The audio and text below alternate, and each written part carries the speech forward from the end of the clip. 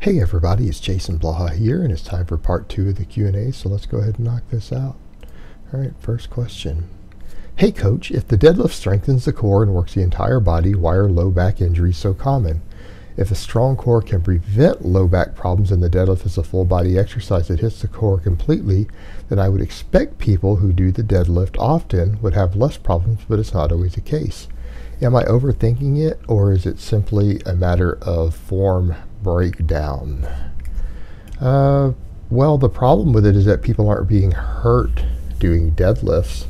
They're being hurt, at least most back injuries that I've known of, and they're relatively rare actually, but every single person I know of personally who has gotten a back injury doing deadlifts, they didn't get hurt doing the actual deadlift part, because their first rep was a deadlift, and then their second, third, fifth rep or whatever was not a deadlift. It was a floor bounce, or you tap the weight on the floor and pull it again without resetting. Well, that's not a deadlift. Do you understand how that works? I'm not sure if people always grasp that. In other words, they only did one deadlift on their 5 or 8 rep set, and everything else was a completely different bastardized high injury exercise that I almost wanted to call the floor bounce back snap. That might be a good name for what people do for their subsequent reps. Basically touch and go deadlifts. In other words, your chance of low back injury is dramatically minimized if you reset and actually do a deadlift again on every single rep. They're creating a stability issue there for their back with that, and again, lower back injuries are rare otherwise. Now, as far as lower back strains go, we go back to the part of people trying to turn a deadlift into a Romanian deadlift. Slow eccentrics cause fatigue and micro tearing of the muscles of the lower back. So again, people who get really sore backs from deadlifting, lower backs, which again can make it feel like an injury at times, cramping and everything else later, because they're trying to do slow eccentrics on the deadlift. And again, they're trying to turn a deadlift into a Romanian deadlift, which is an eccentric based exercise, and that's just not going to work. So ultimately what it comes down to is that low back injuries are fairly rare in people who actually perform a deadlift on every single rep for the entirety of the set, right? So they don't try to turn it into a Romanian deadlift, and they don't bounce it off the floor. They actually do a deadlift. That's the problem. It's not form breakdown. It's changing it to a completely different exercise. All right, next question. Hello, Jason. What do you think of adding weight for only 3 sets at a time in a 10 by 3? For example, I hit 10 by 3 with 250. Next time I do 3 by 3 with 255 and 7 by 3 with 250. And after that, so on and so forth. Is this a viable way to keep sustaining progress in a system like this? Planning on just building up advanced numbers and switching into concurrent or something? Yeah, that's a potential viable method. It's something you could do. It's something I started experimenting with once I got further into messing with the 10 by 3 for a couple months before I switched into my concurrent training, because I did find that it could be problematic to do them all the way sets across, and sometimes I had a week where I had gotten my 8th set and then started struggling with the 7th set, particularly on things like the bench press, because I wasn't gaining weight. It started to become really difficult. So I did find I had to mess a little bit with what you're describing, and I think that's acceptable. But that being said, I also noticed that doing 10 by 3 and actually progressing really takes a lot of gym time.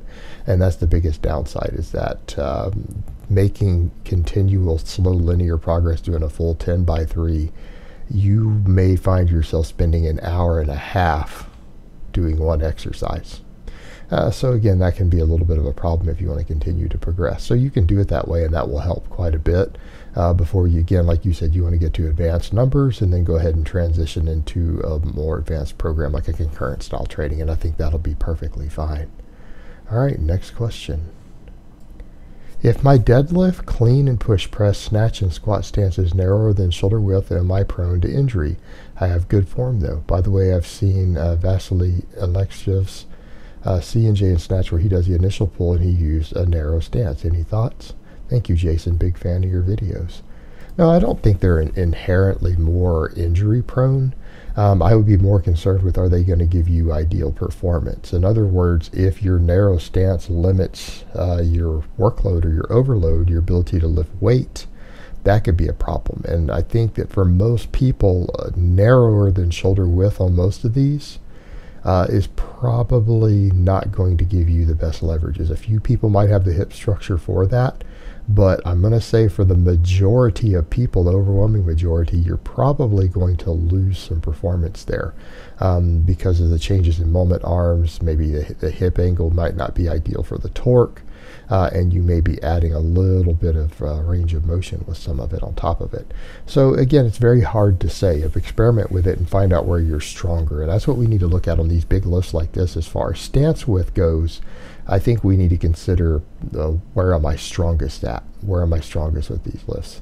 And I'm not saying there aren't benefits to creating disadvantage leverages for building muscle mass on a lot of exercises, but at a certain point, I think you can take that too far. And on some basic, as long as you're doing full range of motion, big exercises, I think sometimes the overload benefits are there to find a better leverage because you'll get more total muscles involved.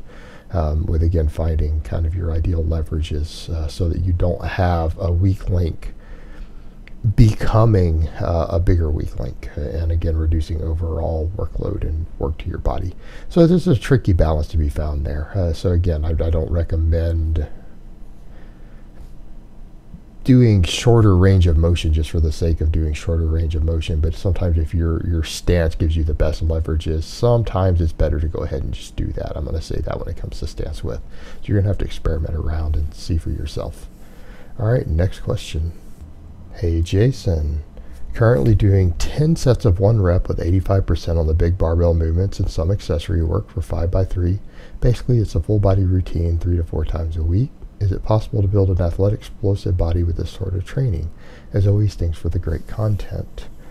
Yeah, it's possible to build an explosive athletic body doing this. Although I am going to say at a certain threshold, depending on what you're doing with that, you might find that your total volume might be too low to stimulate the total hypertrophy you might want. So you might have to periodize your training a bit, meaning you may not be able to run what you're doing for months and months on end and make continual progress the way that you're doing it, particularly singles at 85%.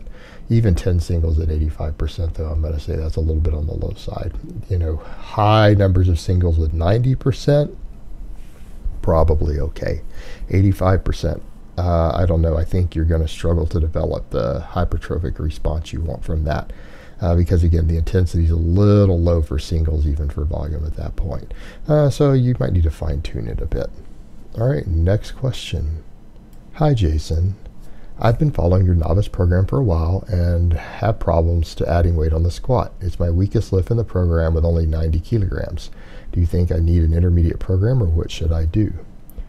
All right, I'm going to assume that you are a male, if you're worried about a 90 kilo squat, because I don't envision many women worrying about a 90 kilo, which is about 200 pounds for 5x5, being low.